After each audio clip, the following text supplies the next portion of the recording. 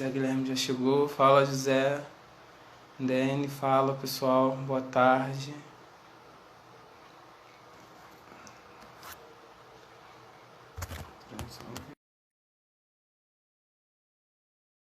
Aí, Camila chegou também. Fala, José, tudo bem? Olá, gente, tudo bem? Bom dia. Já quero agradecer a sua participação aqui com a gente. Está podendo É um estar aqui prazer para mim. um pouquinho desse conhecimento que você tem é, sobre o tema de lugares do corpo e a dança no contexto litúrgico. O pessoal está chegando, vamos só esperar um pouquinho eles chegando para poder iniciar rapidinho. Já está entrando o Claro. povo, estão chegando aí já. Querem fazer uma introdução, falando alguma coisa? Posso me apresentar, né? Pode ser Aproveitar então. para dizer quem eu sou. Bom, meu nome é José Guilherme. Eu sou professor de educação física, sou bailarino, tenho especialização na área de pesquisa científica. Estou concluindo agora uma especialização de teologia e sou mestre em ação. Eu empreendo pesquisas especialmente sobre corpo, dança e inclusão. E também faço parte da Companhia Dança e Vida, que é uma companhia especializada na dança contemporânea. Sim. Foi muito bom esse conteúdo que você trouxe para a gente lá no UFRJ. Pô, ficou muito maravilhado, porque você trouxe uma defesa muito grande do que a gente faz em relação ao corpo, ainda mais o corpo nessa visão, nessa perspectiva teológica, né? E até o debate sobre esse tema, para poder trazer para a live, foi muito bom, porque o pessoal estava muito, Jackson, a gente precisa ouvir de novo, a pesquisa dele é muito boa, ele tem que voltar. Eu falei, calma, gente, vamos fazer a live, depois a gente vê mais para frente no seminário a possibilidade de ele estar com a gente de novo, continuando esse estudo maravilhoso que você tem. Pode iniciar, José, que eu acho que o pessoal vai entrando e eles vão acompanhando depois, não tem problema não. Tá ótimo, Jackson. Realmente foi um prazer estar com vocês ano passado. Foi uma surpresa para mim, porque foi a primeira vez que eu apresentei o tema daquela forma. É um tema que eu já estudo, já trabalho há algum tempo, né? Mas aquela apresentação foi elaborada especificamente para a UFRJ. E realmente o retorno foi muito positivo, né? Não à toa eu continuei essa pesquisa e, se Deus permitir, daí a algum tempo eu vou ter ela publicada. E aí compartilho com vocês. Com certeza, virar referência aos nossos trabalhos lá que a gente está precisando. Sei, realmente um tema muito complexo, porque nós temos muitos pesquisadores que falam sobre corpo, mas poucos deles abordam o corpo na perspectiva do cristianismo, Sim. né? Nós temos muitos que trazem um olhar da antropologia, da sociologia, até mesmo da linguística, que é uma área que eu trabalho, mas dentro Sim. da teologia são poucas as produções específicas. Então a gente tem que ficar catando coisas em vários autores para tentar construir um arcabouço teórico, construir um olhar sobre o corpo a partir do cristianismo. E aí vale dizer Sim. por que esse tema é relevante. Por que eu preciso ir ao cristianismo para saber qual é o olhar deles? Porque a nossa sociedade ela foi estruturada sobre uma ideologia cristã, né? O mundo ocidental ele é essencialmente cristão. Durante a Idade Média, quem predominou na nossa cultura foi o cristianismo. E aí eu não estou Sim. julgando se era um cristianismo verdadeiro ou falso, tá? Mas a nossa cultura ela foi baseada em ideais cristãos. E nós, enquanto Brasil, fomos colonizados por um país católico, né? Um país que tinha o cristianismo como visão. E isso foi incutido na nossa cultura. Nós recebemos isso de fora. E nós temos muitas consequências na nossa forma de pensar, na nossa forma de agir, que estão relacionadas à forma como os cristãos, aqueles que se dizem cristãos, interpretaram o papel do corpo no cristianismo. E aí vem a questão, será que a Bíblia, que é a referência dos cristãos, realmente diz o que essas pessoas disseram para a gente sobre o corpo?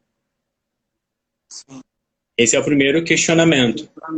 E foi ele que me fez transitar a partir de vários momentos onde a Bíblia traz o conceito de corpo. Então aqui eu não vou fazer uma defesa teológica, vou fazer uma defesa discursiva, mas já adianto que eu tenho uma perspectiva mais reformada, da teologia reformada, sobre o que a gente vai estar trabalhando aqui.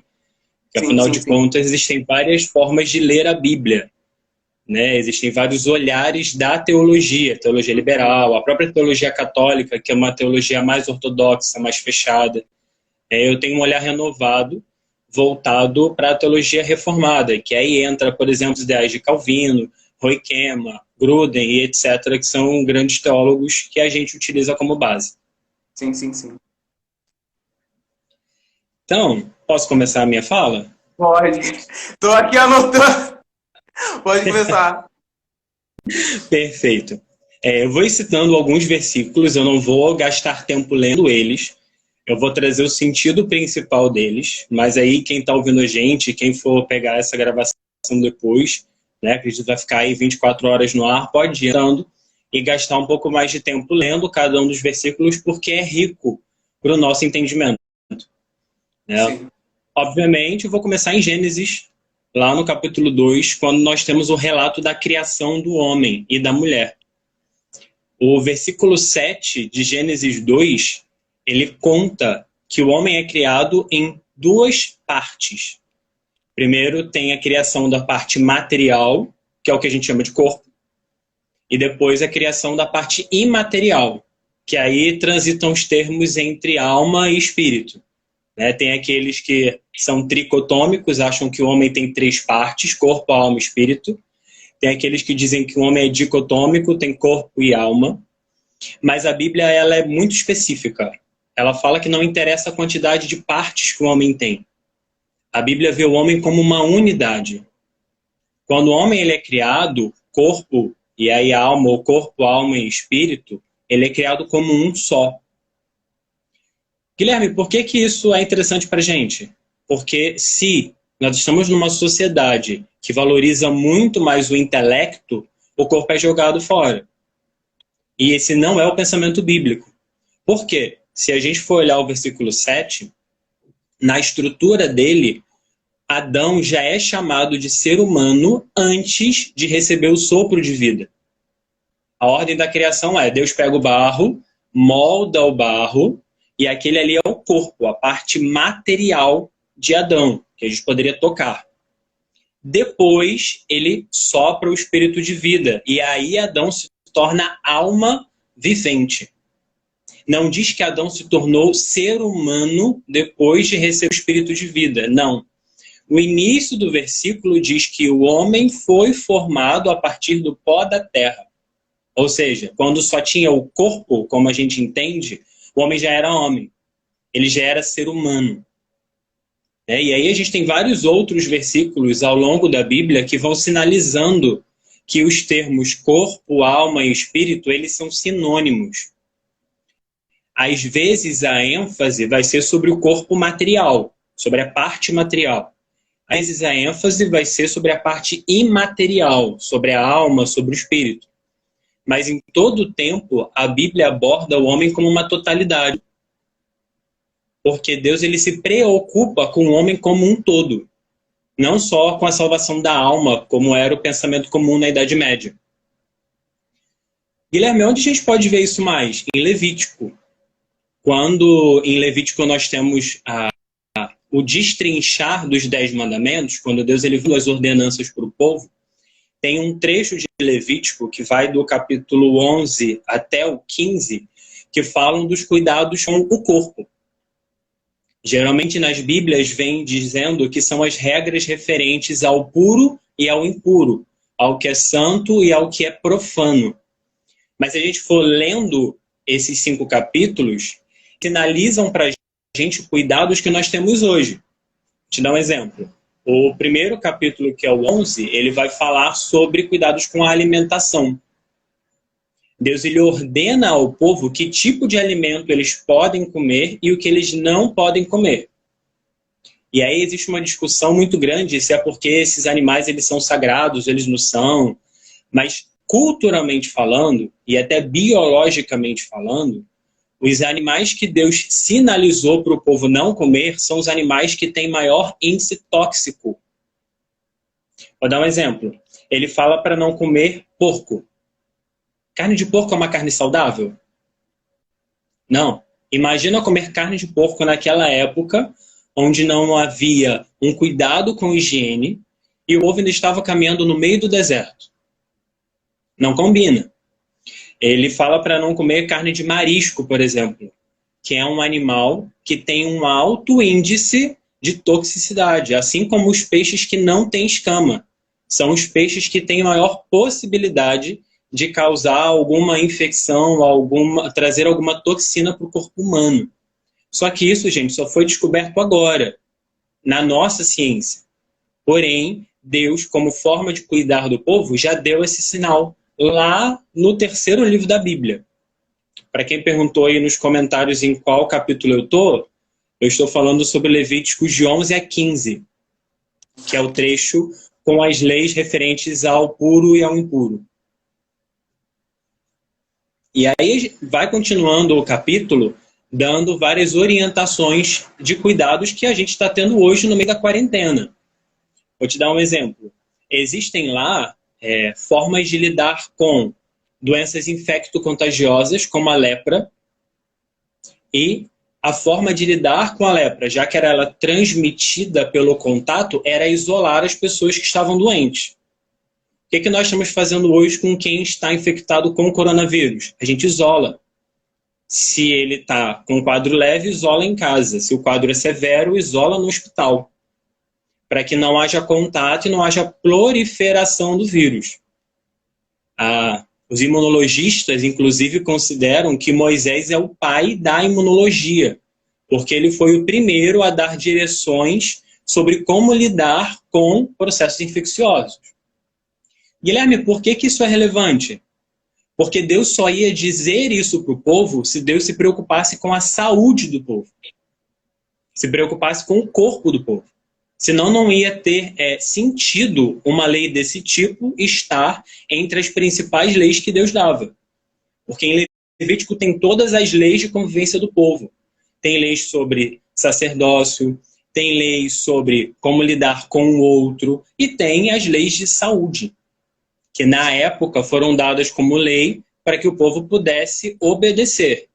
Hoje nós temos um entendimento maior de que isso é para a nossa saúde. E aí você segue Levítico, ele vai falando de como lidar com pragas como de mofo e orienta a limpeza com água, com fogo. O que nós estamos fazendo hoje? Lavando as mãos, usando álcool em gel, que é mais ou menos o mesmo estilo de limpeza, hoje um pouco mais sofisticada. Naquela época, era um tipo de limpeza, de higiene, que era possível para o povo no meio do deserto. Tem, inclusive, leis de proteção à mulher no período menstrual. Coisas que nós só fomos observar muito tempo depois, de que a mulher ela fica mais fragilizada no período menstrual. E como forma de proteger ela, o corpo dela, Deus sinaliza, no período menstrual não pode ter relação sexual. Olha como Deus é grandioso e detalhista. Nesse ponto, ele está somente sinalizando assim, eu me importo com o corpo do povo. Eu não criei o corpo de todo mundo à toa. Existe alguma relevância desse corpo para mim, enquanto aquele que o cristianismo venera. Seguindo essa ideia, o povo ele vivia num lugar onde tinham muitas doenças. Né? O deserto é um lugar extremamente complicado. Uma pessoa doente pode passar para outras.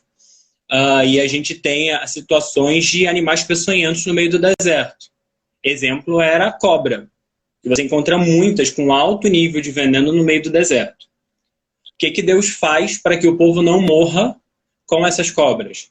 Ele manda Moisés construir uma serpente como sinal de que o povo, ao crer em Deus, olhando para essa serpente, seria curado a nível físico.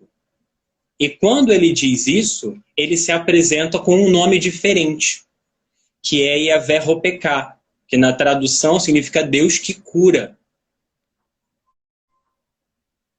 Novamente, Deus, ele mostra uma faceta do caráter dele, né? Os nomes de Deus na Bíblia mostram partes do caráter de Deus. Nesse caso, ele está falando assim: eu sou o Deus que me importo com o corpo de vocês ao ponto de curar vocês das doenças. Sendo que, teologicamente falando, a culpa das doenças é nossa. Porque a doença ela veio para o mundo porque Adão pecou. E aí a criação foi amaldiçoada. Então Deus não tinha que se preocupar com isso. Mas como ele valoriza o ser humano na sua totalidade, ele se apresenta como Deus que cura. E isso continua, porque Isaías 53 e Isaías 61 apresentam já no Velho Testamento o ministério de Jesus, que é a principal revelação de Deus para o homem. Né? Tudo que a gente vê no Velho Testamento, especialmente no período de Moisés com o tabernáculo, apontam para a revelação que vai acontecer no Novo Testamento quando Jesus vem. Então, Isaías, nos capítulos 53 e 61, ele apresenta que Jesus, como manifestação de Deus, vai vir à Terra como alguém que cura o corpo e a alma. Isso está logo no início. Isaías 53, versículos 3 e 5, e no 61, versículo 1, já apontam que ele é o Deus que cura, que ele vai vir para curar os enfermos, para libertar os cativos, para restaurar. Então é um olhar de que Deus ele não só curou uma vez no deserto, mas ele vai continuar se apresentando como Deus que cura. E se a gente vai para o Novo Testamento e olha o ministério de Jesus, mais ou menos 1/3 do ministério de Jesus foi curando pessoas. A lista é gigantesca de curas a nível físico realizadas por Jesus. Curas de todo tipo. Nós temos aí a mulher do fluxo de sangue, nós temos uma lista imensa de leprosos, de cegos, de paralíticos que foram curados por Jesus. E nem os 4 evangelhos dão conta de todas as curas que Jesus fez. Porque em alguns trechos eles sinalizam que Jesus curou muitos, curou multidões, e por isso as multidões continuavam seguindo Jesus. Ou seja, Jesus, enquanto principal revelação de Deus, enquanto principal teofania, também se preocupou com o corpo daqueles que seguiam ele. Não à toa, ele alimentou a multidão 2 vezes. Ele multiplicou o pão e o peixe 2 vezes. Para que o corpo das pessoas que estavam ali ouvindo a pregação, que estavam ali sendo salvas em suas almas, não perecesse. Porque ele, enquanto Deus, entendia esse valor do ser humano em sua totalidade. Mas tem outro ponto que Jesus é interessante. Porque até o Velho Testamento, Deus ele só se apresenta em teofanias, em manifestações visíveis, mas de caráter espiritual, que não poderiam ser tocadas.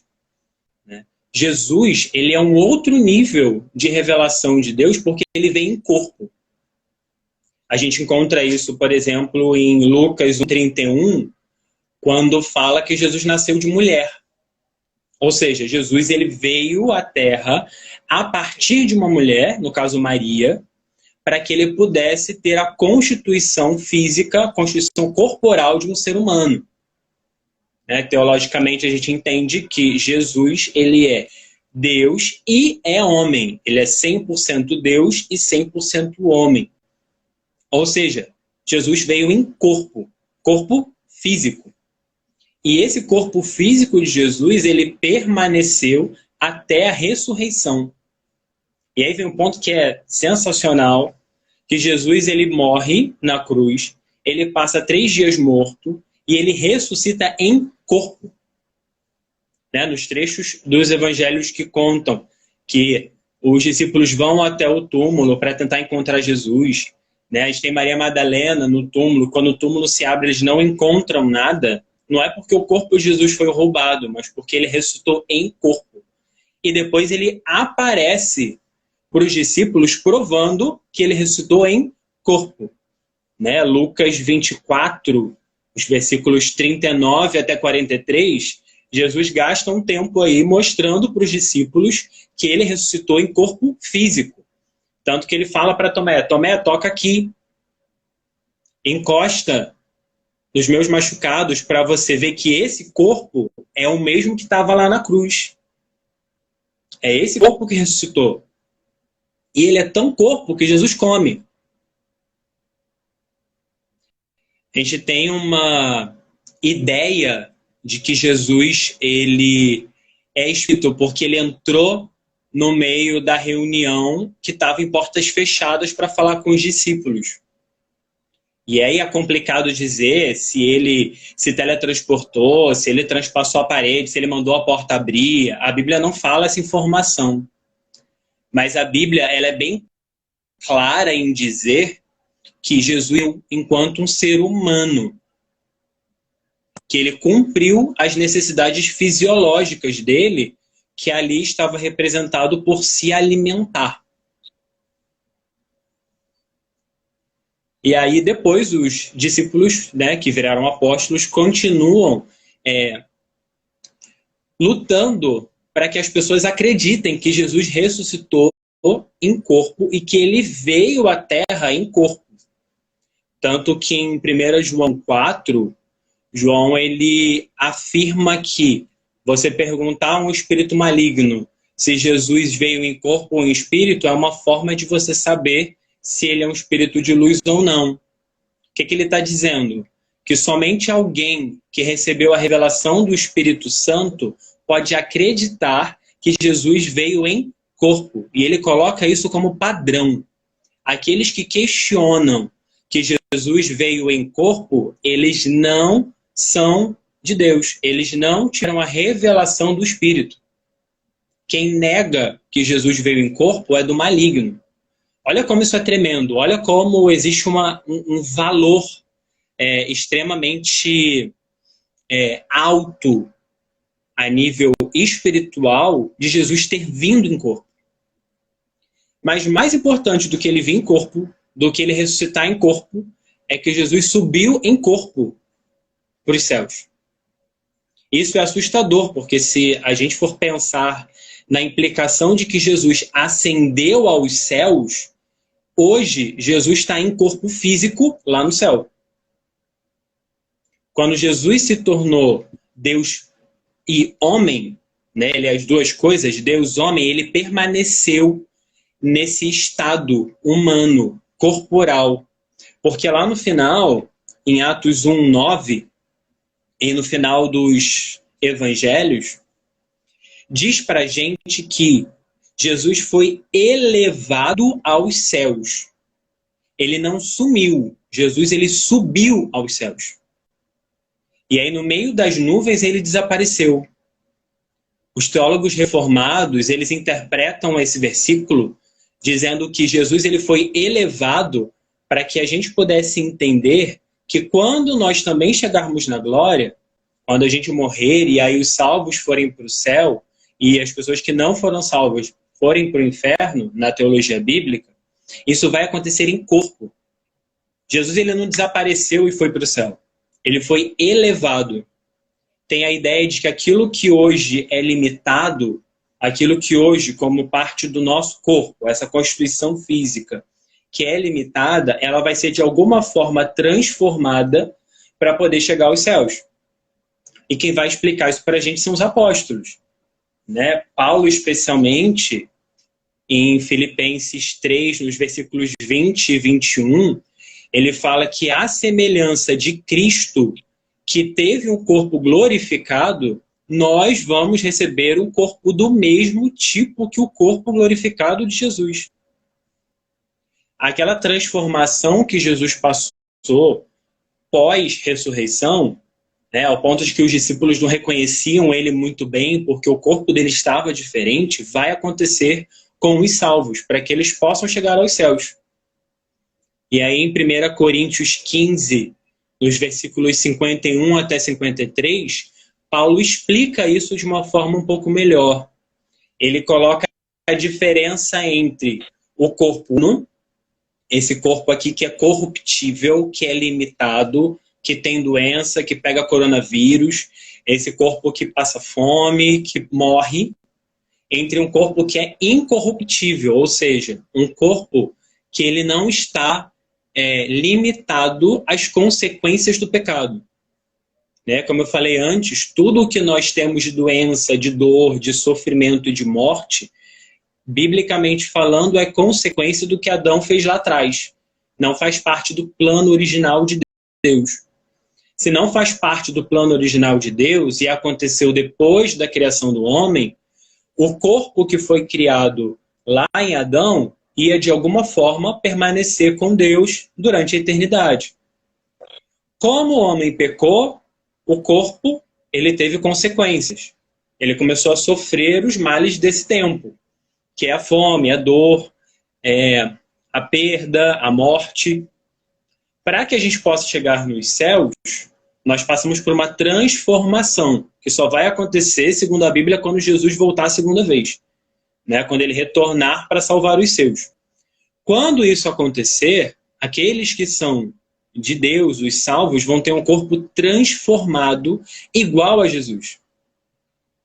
Por isso que Hebreus, se não me engano, fala que Jesus é a primícia dos que dormem, porque ele foi o primeiro a ser ressuscitado em corpo, e ele é um modelo no qual o nosso corpo vai ser transformado para subir aos céus. Novamente, isso é importante para dizer o quanto que o nosso corpo faz parte do nosso ser humano como um todo. A Bíblia não trata corpo, alma e espírito como coisas separadas. Na Idade Média, esse erro foi muito cometido, porque os teólogos entendiam que se a salvação era a salvação da alma, eu não precisava me preocupar com o corpo. Ou, pior ainda, eles entendiam que o corpo era a sede do pecado. E esse pensamento foi perpetuado durante muito tempo. Ainda na igreja a gente tem esse olhar. Tanto que é graças a esse olhar, que é de origem greco-romana, vem da dicotomia corpo-espírito, que os gregos formularam, os romanos pegaram e passaram para toda a nossa sociedade ocidental, pelo menos em sua maioria. Foi graças a isso que, na Idade Média, o pensamento se tornou em salvar a alma. A gente não se importa com o corpo, se importa em salvar a alma, porque é a alma que vai para os céus. E aí a gente tem atrocidades como as pessoas que se infligiam, que machucavam o próprio corpo em busca da santidade. Inclusive Lutero fazia isso. Uma pessoa que tinha um nível altíssimo de esclarecimento, que foi aquele que fez a reforma protestante, ele cometia esse tipo de atrocidade por problema de entendimento.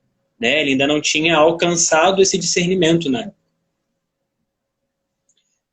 Continuando, como então a gente vai lidar com esse pensamento atual que a igreja tem, que a sociedade tem, de que o que importa é a alma e não o corpo? Como que a gente tira essa dicotomia que diz que o corpo é o lugar do pecado e não a alma? Novamente, Paulo explica para a gente. Lá em Romanos, em 3 momentos, Paulo ele fala sobre o corpo.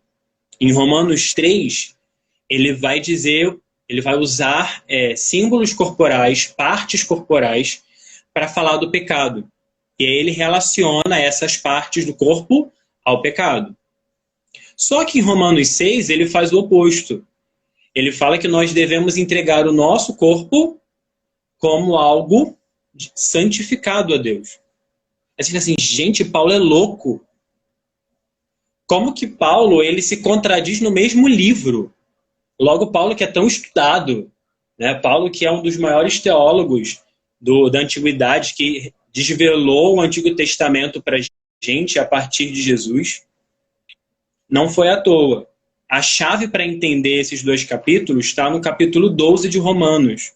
Um versículo que todo mundo que já frequentou a igreja conhece. Que fala assim, Romanos 12, 1. Exorto-vos, pois, irmãos, pelas misericórdias de Deus, que ofereceis os vossos corpos como sacrifício vivo, santo e agradável a Deus, que é o vosso culto racional. Ou, como algumas versões dizem, culto espiritual. O que Paulo está falando? Que o nosso corpo, ele é nossa responsabilidade. Nosso corpo ele é como se fosse uma oferta que eu posso dar para Deus, glorificando o nome de Deus através do corpo, ou eu posso dar para o diabo cometendo pecado, indo de encontro à vontade de Deus. Eu posso usar o meu corpo para fazer o que agrada a Deus, ou eu posso usar o meu corpo para fazer o que desagrada a Deus. Paulo está dizendo que quem manda no meu corpo sou eu. Só que, independente do que eu escolher, eu também vou sofrer as consequências. Existe um padrão bíblico para como o corpo deve ser usado, para como nós devemos lidar com o nosso corpo. Se eu sigo esse padrão, eu glorifico a Deus com o meu corpo. E esse corpo vai ser um objeto santo, um objeto separado para Deus. Se eu pego o meu corpo e eu ofereço ele para o pecado, se eu faço aquilo que me dá na telha, se eu faço a minha vontade acima de tudo, segundo a Bíblia, eu estou desagradando a Deus e aí sim o corpo é um objeto de pecado. Lembrando que a Bíblia entende o corpo como uma unidade. Então, quando Paulo fala que nós devemos oferecer o corpo como sacrifício vivo, santo e agradável a Deus, que é o nosso culto racional, ele está dizendo que as escolhas que eu faço na minha alma, na minha mente, refletem no meu corpo e fazem com que todo o meu ser seja santo ou seja profano. Então, a chave para entender é corpo, alma e espírito é a mesma coisa na Bíblia. Falam de constituições diferentes, como se fossem matérias-primas diferentes, mas na verdade está se relacionando ao espaço material que nós vivemos, a esse mundo físico aqui que a gente toca, o telefone, a água, o livro, e uma dimensão espiritual, que é a dimensão onde Deus reside, onde os demônios residem. Porque Deus é espírito e os verdadeiros adoradores adoram ao Pai em espírito e em verdade. Logo, tudo o que nós fazemos, seja em pensamento, seja em ato, faz o nosso corpo, o nosso ser como um todo, é santo ou profano. Quem determina se nós somos santos ou profanos é o que nós fazemos com o nosso corpo como um todo.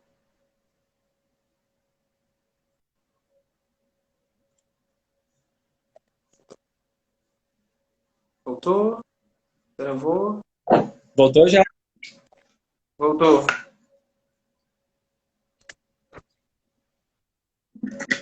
Foi. Ótimo.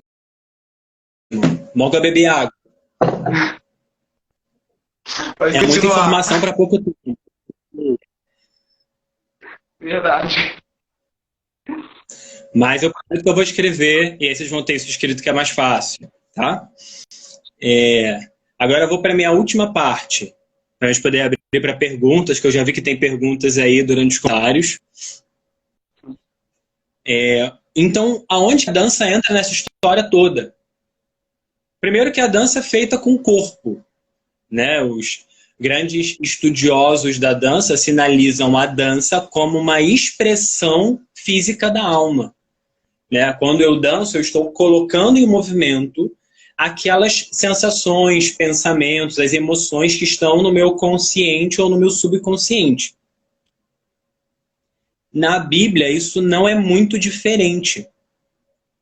Porque a Bíblia, em todos os momentos onde ela sinaliza a dança, a Bíblia relaciona a dança à nossa alma, aos nossos sentimentos. Vou dar alguns exemplos. Em Êxodo 15, 20, quando Miriam ela lidera as mulheres em adoração, depois do povo ter passado o Mar Vermelho, ela está simbolizando alegria por uma vitória que o povo recebeu, por um livramento. Em Juízes 11, 34, tem um episódio da filha de Jefté que ela sai dançando para encontrar o pai. Dançando aí novamente como um sinal de alegria, de felicidade, porque o pai estava retornando para casa. Mesma coisa quando as mulheres israelitas elas dançam pela vitória de Davi sobre os filisteus, que está lá em 1 Samuel 18, 6. É novamente uma dança de alegria, uma dança de celebração. elas estão dançando não porque elas estão se apresentando. Elas estão dançando porque elas estão felizes. E é a partir da dança do movimento que elas expõem essa sensação interior. É a partir da dança que elas colocam para fora a parte imaterial delas, enquanto seres humanos, que são constituídos corpo e alma e espírito. Idem a Davi, em 1 Crônicas 15, 29, quando dança alegremente, entrando na cidade de Jerusalém, trazendo a Arca da Aliança. Ele está feliz. Ele é até julgado, mas ele está feliz. Porque ele conseguiu trazer de volta a presença de Deus por meio da cidade dele.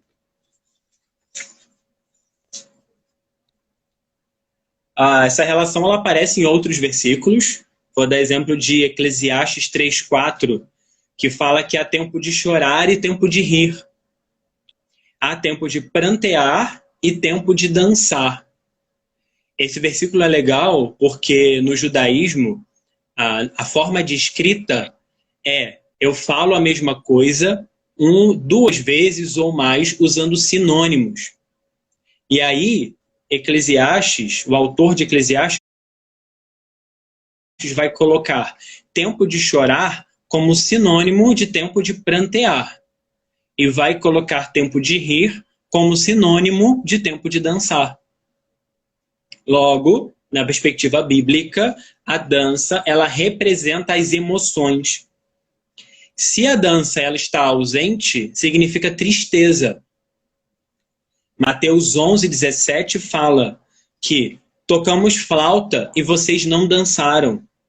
Cantamos lamentações e não choraram. Novamente, se a gente fizer o paralelo, segundo a escrita judaica, tocar flauta é paralelo a cantar. Não dançar é paralelo com chorar. E aí, nós temos diretamente o entendimento de que dança, biblicamente falando, para os autores que escreveram a Bíblia, representa expressão dos nossos sentimentos, expressão daquilo que está no mais profundo do nosso ser. E tá bom, gente, se a Bíblia entende tudo isso, se teologicamente falando, o corpo ele é um lugar de manifestação, onde eu posso manifestar a Deus ou eu posso manifestar o pecado. Por que que o corpo é tão mal visto hoje no seio cristão? Por que que a dança ministerial ela é tão difícil de ser observada como manifestação legítima, tanto no meio dos cristãos, quanto na sociedade em geral? Porque a nossa cultura modificou esse pensamento.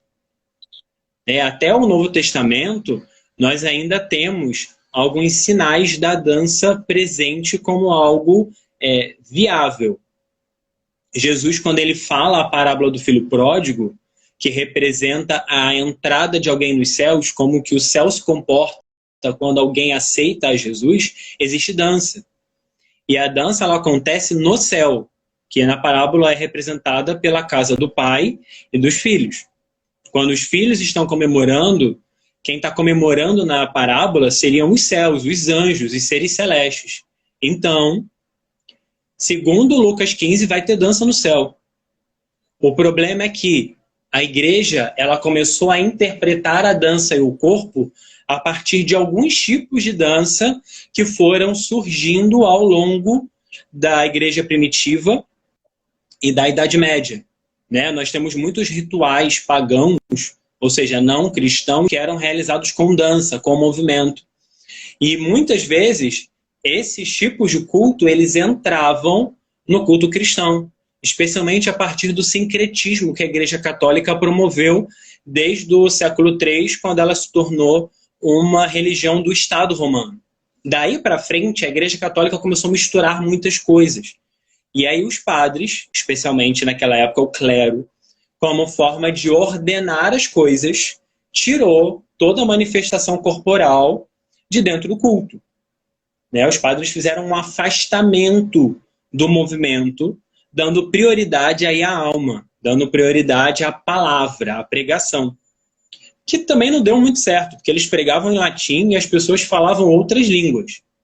Mas o que interessa para a gente é que o entendimento deles estava baseado nesse pensamento greco-romano que eu tinha falado lá atrás. Eles estavam mais preocupados com a salvação da alma do que com a salvação do ser integral. Para eles, o corpo ele ia perecer, ia voltar ao pó.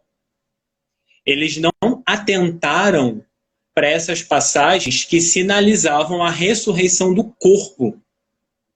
De que o momento em que Jesus voltar, lá em Apocalipse, o corpo seria ressuscitado e nós receberíamos um corpo glorificado. Eles ignoraram essa parte e ficaram com a ideia de que o corpo voltaria ao pó. Isso é real, mas é uma realidade temporal. Quando a gente morre, o nosso corpo se decompõe. Mas quando Jesus voltar, esse corpo ele ressuscita. Esse corpo ele retorna. E aí, é a partir desse momento que eu tenho a valorização do corpo novamente. O que cabe a gente? Cabe a gente pensar novamente quais são os fundamentos bíblicos para entender o corpo. Cabe a gente fazer um retorno à palavra, fazer um retorno ao entendimento do que a Bíblia está falando, para que nós possamos reformar o nosso pensamento. Essa é a ideia da reforma protestante. Essa é a ideia dos reformadores. Para que nós possamos ter um entendimento correto de que o corpo ele deve fazer parte do culto. Claro que com ordem e decência, né? Seguindo os princípios bíblicos para o culto. Mas nós não podemos, de forma nenhuma, abandonar a uma parte do ser humano. Que, inclusive, como eu falei, vai estar no céu quando nós chegarmos lá. Mas isso é uma mudança de cultura. Isso leva tempo. Né? Nós já temos visto uma mudança muito potente aí nos últimos 40 anos. Né? A gente tem 30 anos, mais ou menos, que a dança ela, iniciou no Brasil como forma de expressão do corpo nas igrejas. E hoje ela já é bem mais forte. Mas ainda assim é um movimento muito tenso, é um movimento de vai e volta. Alguns lugares liberam por um tempo e depois tiram. Algumas igrejas concordam, não. Né? Tem denominações que proíbem a dança e tem denominações que são abertas. Mas isso tem a ver com uma mudança de cultura que é progressiva. Né? Nós vemos uma cultura muito tradicional e fechada de culto, que é a cultura europeia. E olha como isso não coaduna com a nossa cultura, porque o brasileiro ele é muito caloroso, ele é muito corpo. O brasileiro adora abraçar, adora apertar a mão, a gente adora dançar. Isso faz parte da nossa cultura. Porém, como nós temos uma cultura de culto europeizada, que vem da perspectiva da corte europeia, nós fomos tolhidos de toda manifestação corporal. Então isso não faz parte da nossa cultura. Isso não faz parte da nossa realidade. E como eu apresentei aí nos últimos minutos, não faz parte do sentido bíblico de corpo. Basta a gente reconstruir a nossa identidade brasileira enquanto cristãos, à luz da palavra, sem negar as verdades bíblicas, mas também sem abandonar aquilo que faz parte da nossa cultura. Né, da nossa realidade enquanto brasileiros, que valorizam o corpo, que usam o corpo. E eu acho que eu termino por aqui, porque senão eu não vou conseguir responder as perguntas. Guilherme, eu tô aqui mergulhando em anotar também. Porque você falou algumas coisas que eu até levei um pouco a minha pesquisa. Tem um rabino que ele está fazendo desenvolvimento sobre todos os nomes de Deus. E você falou sobre a questão sentimental. E tem um nome de Deus que é Ra-Ha, que significa equilíbrio emocional. E quando tu falou sobre emoção, sobre dança, corpo, eu logo juntei tudo, eu tô aqui anotando porque tá casando do que eu tô pesquisando e tá alinhando. O pessoal fez umas perguntas aqui. Tem uma aqui que até falou sobre isso, que tá assim a pergunta. Foi dito, a dança é a expressão de sentimentos. isso são manifestação da alma. Gostaria que você comentasse, então, a sua visão sobre o movimento do corpo no espírito. Oi? Bom, primeiro eu vou retomar uma coisa que eu falei lá no início. Biblicamente, a gente não separa corpo, alma de espírito.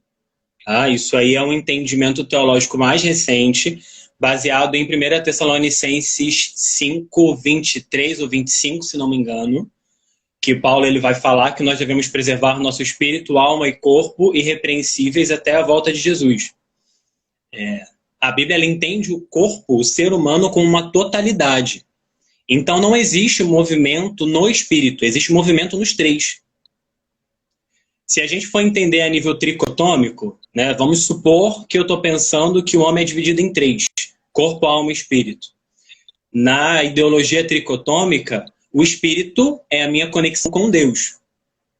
E aí os tricotômicos defendem que aquilo que eu ouço de Deus, eu ouço através do meu espírito. Eu vou sentir através do meu espírito. Isso vai ser filtrado pela minha alma, pela minha racionalidade, pelas minhas emoções, pela minha mente. E é a minha mente que vai comandar o meu corpo. Não dá para você bloquear esse processo, porque tudo é feito com os três. Por isso que não existe movimento do corpo no espírito. É movimento do corpo na alma e no espírito. E no corpo de novo. Os três estão relacionados. Porque se eu disser que existe um movimento do corpo exclusivamente no espírito, parece que eu estou entrando em transe. E aí eu estou entrando numa prática pagã. Não é uma prática religiosa cristã. Porque no cristianismo, a racionalidade ela é extremamente valorizada. Nós nos relacionamos com um Deus racional. Tanto que ele nos deu a Bíblia como forma de revelação dele para que a gente pudesse conhecer a ele. Por isso, todo o movimento ele está nos três níveis: corpo, alma e espírito. O que a gente pode falar é que eu posso dançar com direções recebidas da parte de Deus. Ok? Isso é verdade. Eu, enquanto cristão, entendo que nós temos uma conexão com Deus e que Ele pode falar conosco. E Ele fala de muitas formas. Ele pode falar diretamente à minha mente, Ele pode falar por sentimentos, Ele pode falar por sensações, Ele pode falar por visão. Nós temos todos esses exemplos na Bíblia. Mas nenhum desse nível de fala, nenhum deles vai negar a minha racionalidade. Até porque Paulo, quando ele está falando sobre a manifestação profética e o dom de línguas na igreja de Corinto, ele diz que se 1, 2 ou 3 profetizem, que enquanto esses 3 profetizam, os outros devem julgar. Porque o norte da profecia é a palavra. Eu não posso abrir mão da verdade revelada de Deus na palavra. Isso significa que existe um elemento racional que está dentro, que permeia todas as manifestações do Espírito. Ainda ao falar em línguas, existe um nível racional. Aí, para quem acredita ou não na manifestação do falar em línguas, os teólogos são contra, tem teólogos a favor. Mas se você é a favor, isso não diz que é algo irracional. Porque ainda que você não entenda ao falar em línguas, como muitos lá em Atos não entendiam exatamente o que era dito, existia alguém que interpretava, ou a pessoa que estava falando, no mínimo, ela autorizou a manifestação do Espírito. Porque a palavra também diz que o Espírito é sujeito ao profeta. Em outras palavras, a manifestação do Espírito é sujeita à vontade, à alma do profeta. Ou seja, de novo, os três estão relacionados. Não existe manifestação exclusivamente corporal, nem exclusivamente almática, nem exclusivamente espiritual. O que os tricotômicos defendem é que eu posso ter algo guiado pelo Espírito ou guiado pela alma. Eu posso ser guiado pelas minhas sensações, pelos meus sentimentos e deixar isso ser mais forte ao ponto de tomar as decisões. Quando eu estou com raiva de alguém, quando eu quero falar mal de alguém, quando eu quero bater em alguém, isso é algo da alma, é uma sensação, na perspectiva dos tricotômicos. mas isso tem influência no meu corpo e tem influência no meu espírito. Né? Porque se eu estou com raiva, minha pressão sobe, o calor do meu corpo aumenta, a tensão corporal aumenta. E se eu estou com raiva, o meu espírito deixa de ouvir a Deus, porque eu estou ouvindo a minha alma. Então, apesar de começar em um deles, é algo que influencia e está relacionado aos três. Acho que eu respondi. Foi. Você já tem mais uma pergunta aí, pessoal? Tem pergunta, manda agora. Deixa eu ver. Mais alguma Tô pergunta? passando o feed aqui, ver se eu acho alguma também. Calma aí. Tem uma que falou para você explicar de novo a questão da teofonia. Não sei se você viu essa. Sim, foi lá no início, eu estava ainda no meio da fala. Posso falar de novo sobre ela. Teofania é o termo teológico para todas as aparições de Deus. Né? A gente tem teofania, por exemplo, quando Moisés é chamado ao ministério e ele vê a sarça ardente. Isso é uma teofania, é uma manifestação de Deus. Eu tenho teofania quando Isaías é chamado, quando Samuel é chamado, quando Jeremias é chamado. São aparições de Deus ao homem. Essas aparições, elas são parciais, porque o homem ele não poderia ver a Deus, senão ele morreria. O único que viu Deus face a face era Moisés, e ainda assim ele viu entre aspas. Porque quando ele pediu para ver Deus, Deus passou por uma fenda no mundo espiritual, virou de costas, tapou Moisés com a mão dele para proteger Moisés, para que ele conseguisse ver a Deus. Então são todas manifestações adequadas, adaptadas à nossa limitação humana. Até que vem Jesus. Jesus é a principal manifestação, a principal teofania. Porque ele vem em carne, como nós somos, como nós entendemos, e ao mesmo tempo ele é Deus. Ele continua sendo 100% Deus e assume uma forma 100% humana. É estranho entender isso, a mente humana ela não consegue alcançar isso, mas Jesus ele é 100% Deus e 100% homem, enquanto ele caminhava aqui na Terra, e continuou sendo os dois, 100% Deus e 100% homem, glorificado agora lá no céu. Isso é o que a gente entende por teofania. Né? E, novamente, a teofania de Jesus ela é importante porque ele se apresentou em corpo. Né? Ele valorizou a criação de Deus em sua totalidade, porque ele veio como parte material, corpo, e parte imaterial. Ou seja, se você for tricotômico, corpo, alma e espírito. Show. A Marlúcia também fez uma pergunta aqui para você. Como você trabalharia essa concepção do corpo uno integrado dentro da igreja? Olha, primeiro a gente precisa pregar o que eu preguei para vocês aqui agora. Né? A igreja precisa entender que o corpo é um lugar de valor. E algumas igrejas elas já têm isso mais ou menos. Vou dar exemplo da Adventista. A denominação adventista ela valoriza extremamente a alimentação, a atividade física como forma de cuidar do corpo, que é templo do Espírito. Isso é de muito valor. Apesar dos adventistas eles terem algumas limitações com a estrutura de culto, né? A dança, por exemplo, ainda não é tão vívida na igreja adventista, porque eles ainda são mais fechada de culto, eles valorizam muito o corpo. Logo, dentro da igreja, a gente precisaria pensar aí em como eu estou deixando de valorizar o corpo na minha estrutura eclesiástica para poder colocar ele no seu lugar de valor. Talvez uma forma seja a liberdade de adoração. Né? Se o corpo ele manifesta o que a alma está sentindo, quando eu tenho a liberdade de bater palma, de levantar a mão, de dançar durante o culto, eu estou valorizando o corpo como algo que adora a Deus, que faz parte do ser humano integral. Quando na igreja eu trago palestras, estudos sobre a saúde física, sobre a saúde mental, sobre a saúde emocional, eu estou olhando para o ser humano em sua totalidade. Eu não estou preocupado com uma parte da vida humana. Estou preocupado com tudo aquilo que faz parte do ser humano. Então, dentro da igreja, a gente precisa falar a verdade, essa verdade sobre o corpo, sobre o ser humano como um todo, e criar mecanismos para que esse corpo seja valorizado no meio da igreja.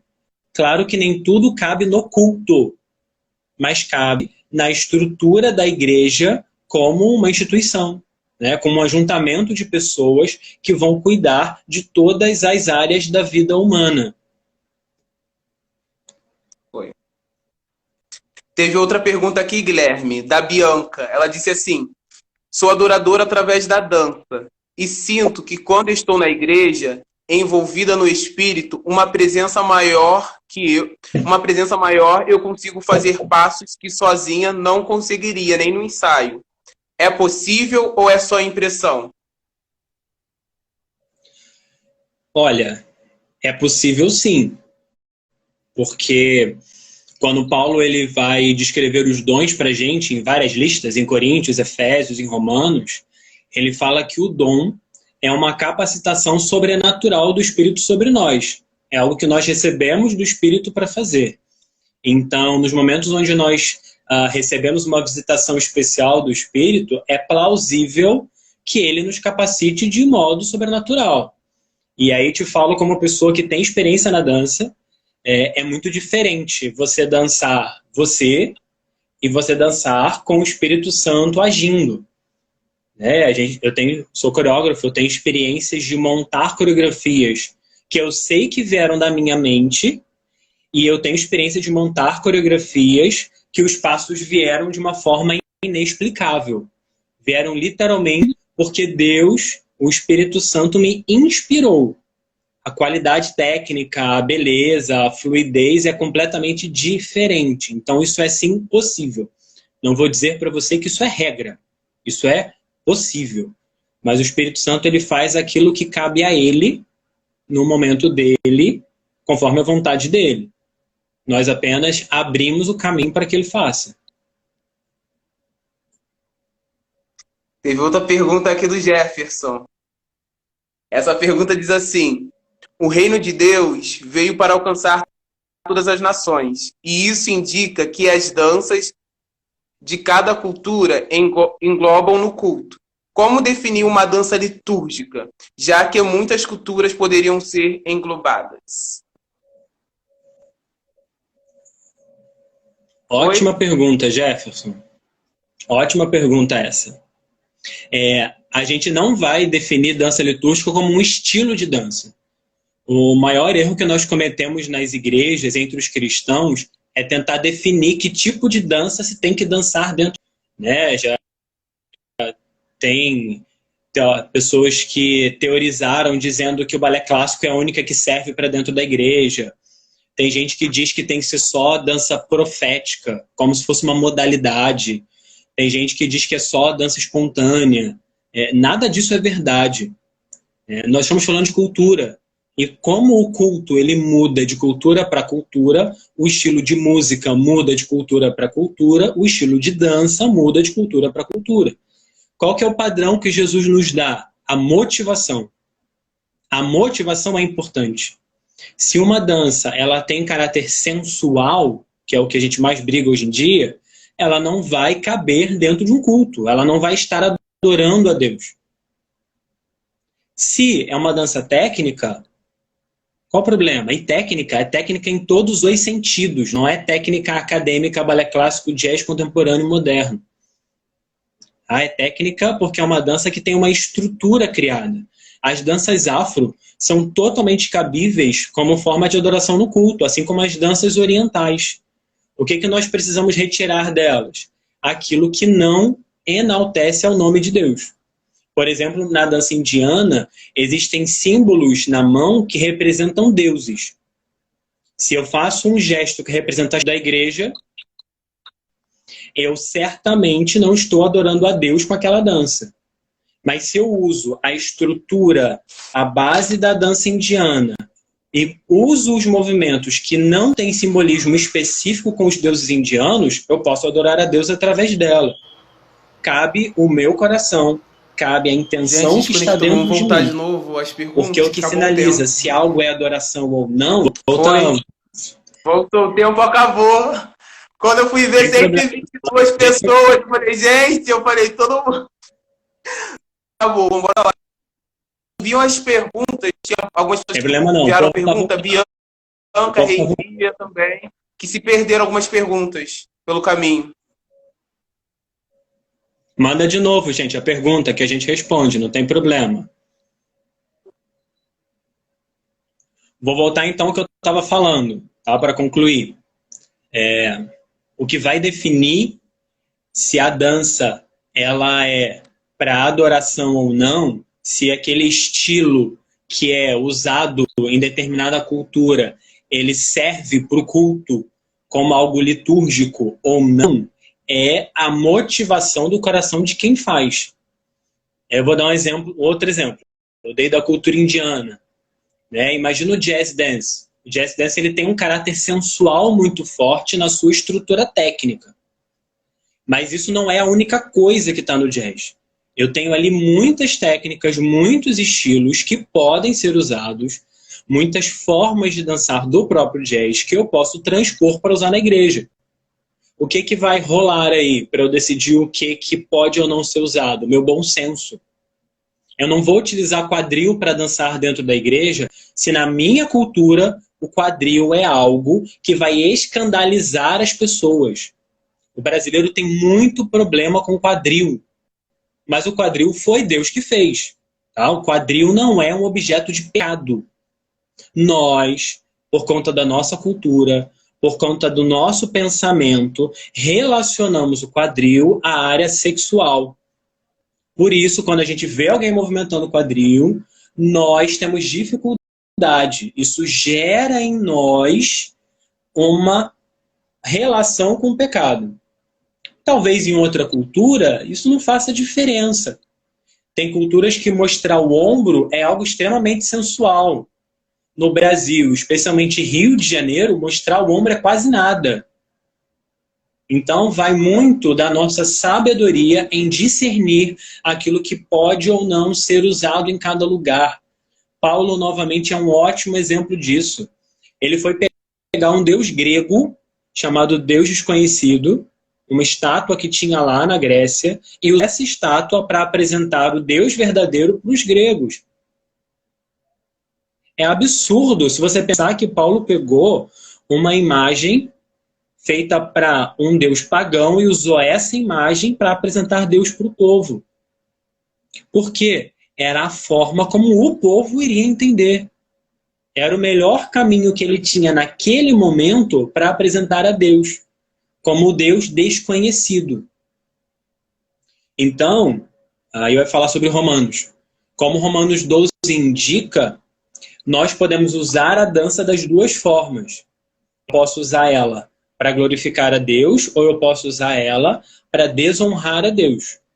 O que vai julgar o que eu devo ou não usar, o que eu devo ou não fazer, é a sabedoria que Deus nos dá e o discernimento que eu tenho a partir de Deus do que cabe ou não. Mas o norte é a motivação. É a motivação do nosso coração que define o que é ou não adoração. Foi. A gente tem mais uma pergunta aqui, Guilherme, da Bianca, que ela perguntou assim: perguntei até que ponto o adorador deve ser bailarino, pois vejo cada vez mais preparo físico do que espiritual em alguns casos. Olha, até que ponto o adorador deve ser bailarino? Até o ponto que ele entende que Deus ele é um Deus que merece o melhor. Se Deus é um Deus que merece o melhor, estudar aquilo que você faz para Deus é o mínimo. Eu sou bailarino, estudei várias técnicas por longo tempo. Não sou bailarino no sentido profissional, de ter dançado em várias companhias. Dancei em poucas. A sua maioria companhias cristãs que têm uma visão profissional. Mas hoje eu entendo que muito mais que um bailarino que dança, eu sou um professor. Meu principal chamado é ensino. Então eu preciso investir no estudo. Isso é uma coisa óbvia. Eu não posso ensinar aquilo que eu não sei. Então hoje eu tenho mestrado, eu estou fazendo minha segunda pós-graduação e Deus permitir, em breve estarei no doutorado. Eu caminho para isso porque eu sei que é algo que Deus me chamou para fazer. Estudos que estão relacionados tanto à área específica, teologia, quanto à área onde eu atuo, que é a área da educação e da educação física. Isso é cumprir o chamado de Deus para mim. Se o meu chamado é dançar, nada menos óbvio do que estudar dança. Isso não significa que eu preciso ser um bailarino profissional, mas significa que eu preciso dar o meu melhor para Deus. Às vezes o meu melhor vai ser ir na academia, preparar o meu corpo para que depois de eu dançar no domingo eu não fique todo dolorido na segunda-feira. Às vezes o meu melhor vai ser fazer uma aula online porque eu não tenho uma academia de dança próximo da minha casa. Às vezes o meu melhor vai ser ensaiar 2, 3 vezes por semana porque eu não posso pagar uma academia. Isso é dar o melhor para Deus. Mas nós não podemos colocar a técnica em oposição ao espiritual, porque aí eu estou caindo na dicotomia greco-romana. Eu estou dizendo que se eu uso muito bem o meu corpo, eu não posso usar muito bem o meu espírito. E a gente não entende isso. Ao contrário, corpo, alma e espírito são um só. Então, técnica e unção tem que andar lado a lado. Não existe separação. Se eu entendo que eu tenho que fazer o melhor para Deus, que eu sou chamado para qualquer área, eu preciso estudar essa área a nível humano, a nível material e a nível espiritual. As duas coisas se complementam. Você imagina um instrumentista que toca violino e ele não estuda violino, que ele só vai adorar com violino no domingo. Vai ser um desastre, vai ser um absurdo. Ele vai fazer todo mundo sair correndo na hora do louvor, porque ninguém vai suportar ouvir um violino mal tocado. Ainda mais violino, que é um instrumento muito difícil. Por que para a gente da dança vai ser o contrário? Por que nós vamos abrir mão da qualidade técnica em prol da qualidade espiritual? O que nós erramos é investir muito em uma área e não na outra. É necessário ter equilíbrio das duas áreas. Foi. Mais alguma pergunta, pessoal? Se tem mais alguma pergunta, envie agora. Não, a gente vai fechar.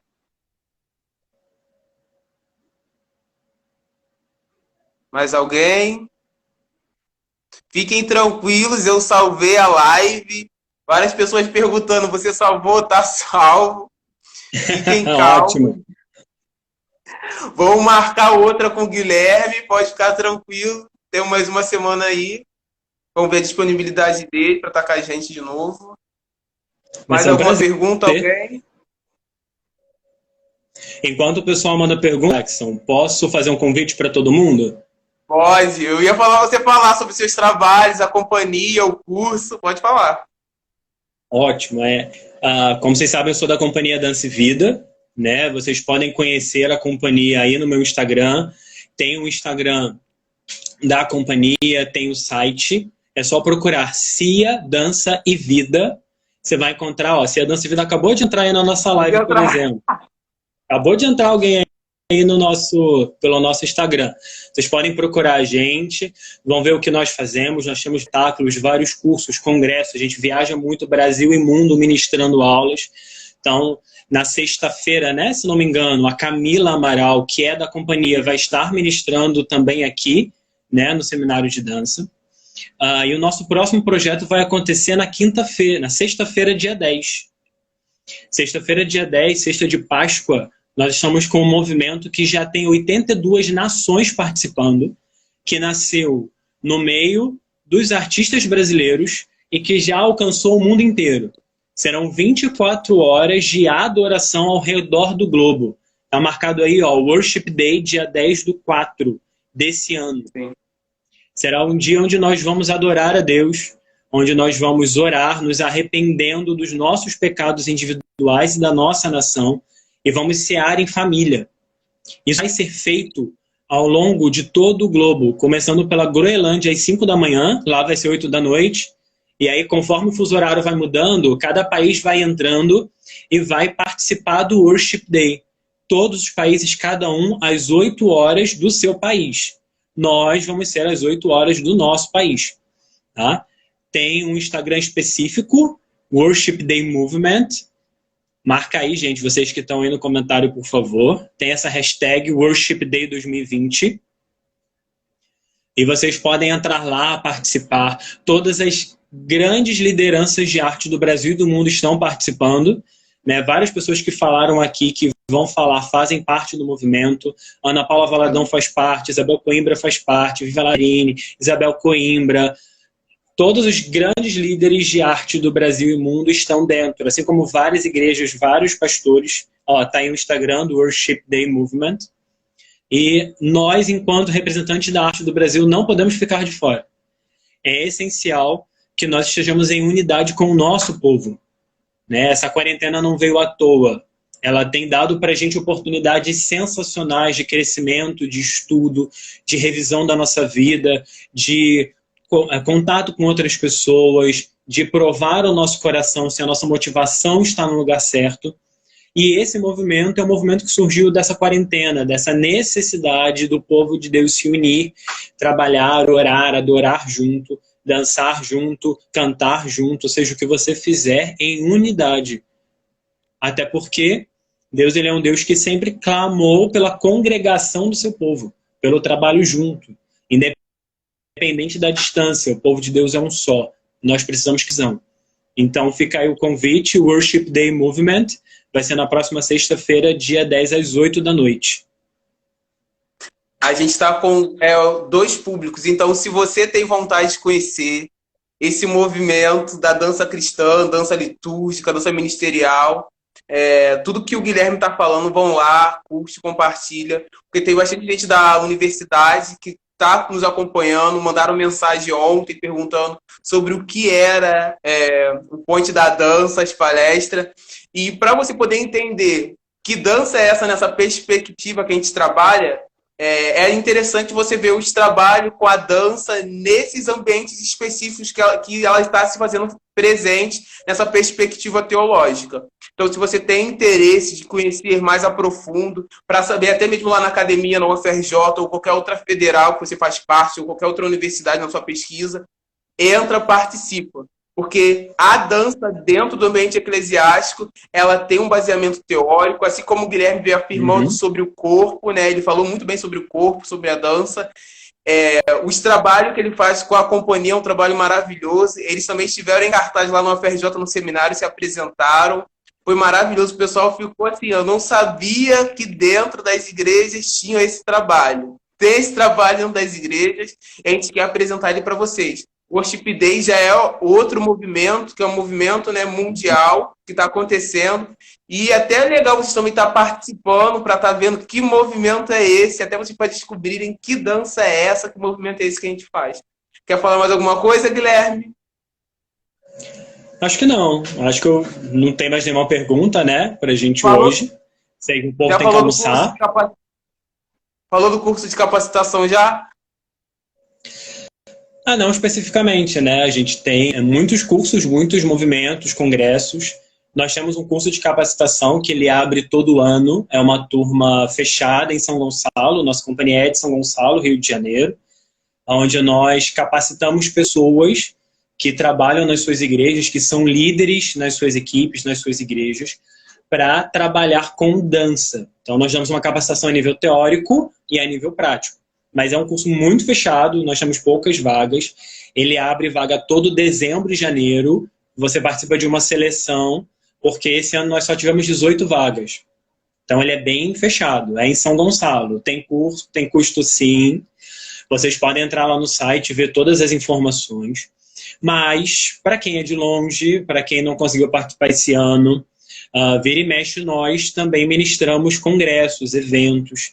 Esse ano, nos dias 31 de outubro e 1º de novembro, se Deus abençoar, a quarentena já vai ter acabado, nós vamos ter o nosso Congresso de Artes, o Congresso de Arte, Dança e Vida. vocês são nossos convidados a fazer parte. Geralmente nós trazemos convidados de outros lugares do Brasil para estar conosco e nós ministramos vários workshops. O último ano, se eu vou acertar a conta, foram mais de 20 workshops. E aí você podia escolher aí 4 deles, 4, 5, para fazer ao longo do evento, além de várias palestras, apresentações, etc. Não, a gente não está em Salvador nem em São Paulo, mas a gente aceita ir para Salvador e São Paulo, tá, gente? Vocês podem convidar a gente. A gente vai estar em Salvador em julho, no Festival Raízes, promovido pelo Vitor Kowalski. Então, anota aí. E em novembro, se não me engano, terceiro final de semana, a gente está em São Paulo também. Se você seguir a gente lá no Instagram, você vai saber toda a nossa agenda, todos os lugares onde nós vamos. Foi. Obrigado, Guilherme. Quero te agradecer pela sua participação, tá? Semana que vem a gente quero fazer um convite aqui já online. Semana que vem a gente vai ter o Point. Perguntaram para o pessoal da coordenação se você poderia dar uma aula prática. Então depois eu vou estar falando contigo. Ixi. Esse é difícil, hein? Vamos tentar viabilizar sim. Opa! Calma aí. Caiu aqui. Você e a Camila. Escorregou. Você e a Camila para dar uma aula prática para o pessoal. E vou deixar esse convite já. Depois eu vou pedir o pessoal para entrar em contato para a gente poder fechar isso certinho. Tá bom? Obrigado pela sua participação. A gente aguarda esse ano lá, se tudo der certo no seminário. E talvez vai ser um prazer aí também. Tá? Mais tarde a gente tem a palestra com a Isabel Coimbra. Quem puder participar, você poder estar assistindo também. Ela vai dar sobre dança na mochila, às 15 horas, tá? Deixa depois, Guilherme, o seu e-mail com a gente estar postando, tá? A gente vai postar sobre o seu Insta, sobre a sua página, mas esse pessoal está pedindo o seu e-mail, porque tem umas pessoas que estão fazendo mestrado, estão terminando a graduação e queriam conversar, fazer uma troca contigo, por causa da pesquisa deles. Seria legal você depois estar passando para a gente o seu e-mail, para disponibilizar para eles aqui, tá? Com certeza, eu te mando depois. Tá, fechou então. Obrigado, Guilherme. Até a próxima, então. Obrigado, pessoal. Beijo, até mais tarde, hein? Até às 15 horas. Tchau, tchau, gente.